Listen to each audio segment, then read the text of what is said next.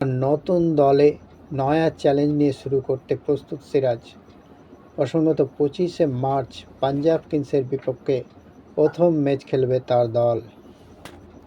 আসসালামু আলাইকুম, welcome my channel. পরিসংখ্যানই কথা বলে। টিম ইন্ডিয়া থেকে বাদ পড়া নিয়ে রোহিতের মুখের উপর জবাব দিলেন সিরাজ। ওয়ানডেতে দুর্দান্ত পারফরমেন্স করার পরেও মোহাম্মদ সিরাজকে চ্যাম্পিয়ন ট্রফির দল থেকে বাদ দিয়েছিলেন টিম ইন্ডিয়া অধিনায়ক রোহিত শর্মা। পুরনো বলে সিরাজের ব্যর্থতাকেই এই সিদ্ধান্তের কারণ হিসেবে উল্লেখ করেছিলেন তিনি। এখন এই বিষয়ে মুখ খুলেছেন স্বয়ং সিরাজ। IPL 2025-এ গুজরাট টাইটান্সের সঙ্গে নতুন মরশুম শুরু করার আগে তিনি রোহিতকে স্পষ্ট জবাব দিয়েছেন। তিনি ভারতীয় অধিনায়কের বক্তব্য ভুল বলে দাবি করেছেন। তার মতে পুরনো এবং নতুন উভয় বলেই তার পারফরম্যান্স নজর কাড়া আর পরিসংখ্যান এর সাক্ষ্য বহন করে। আসলে 22 মার্চ থেকে শুরু হতে চলা IPL-এর নতুন মরশুমের আগে গুজরাট টাইটান্স একটি সাংবাদিক সম্মেলনের আয়োজন করেছিল। এই সময় তিনি চ্যাম্পিয়ন ট্রফিতে নির্বাচিত না হওয়ার বিষয়ে রোহিতকে স্পষ্ট ভাষায় জবাব দেন।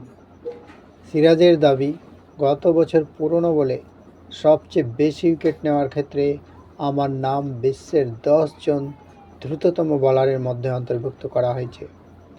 ইকোনমি রেটও কম। পরিসংখ্যান নিজেই সবটা বলে দেয়। আমি নতুন এবং পুরনো উভয় বলে ভালো পারফর্ম করেছি। 2025 সালের চ্যাম্পিয়ন ট্রফির দল থেকে সিরাজকে বাদ দেওয়ার পর বিস্তর জল ঘোলা হয়েছিল। নতুন করে সেটা উস্কে দিলেন মোহাম্মদ সিরাজ।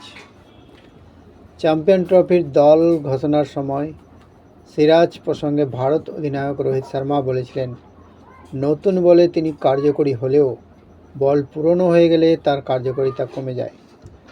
অস্ট্রেলিয়ার বিরুদ্ধে বর্ডার গাভাস্কার ট্রফির পর থেকেই টিম ইন্ডিয়ার বাইরে ছিলেন সিরাজ।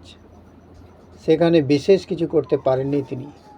এরপর ইংল্যান্ডের বিপক্ষে T20 সিরিজ এবং তারপর ওয়ানডেতে উপেক্ষিত হন তিনি।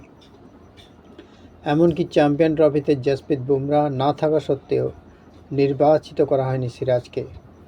বদলে সুযোগ পেয়েছিলেন আর্শদীপ সিং এবং হর্ষিত রানা। মোহাম্মদ সিরাজ গত 7 বছর ধরে রয়্যাল চ্যালেঞ্জার্স ব্যাঙ্গালুরু দলের গুরুত্বপূর্ণ অংশ ছিলেন, কিন্তু মেগা নিলামের আগেই তাকে ছেড়ে দেয় RCB। এরপর তাকে 12.25 কোটি টাকায় কিনে নেয় গুজরাট টাইটান্স। এবার নতুন দলে নয়া চ্যালেঞ্জ নিয়ে শুরু করতে প্রস্তুত সিরাজ। প্রসঙ্গত 25শে মার্চ পাঞ্জাব কিংসের বিপক্ষে প্রথম ম্যাচ খেলবে তার দল।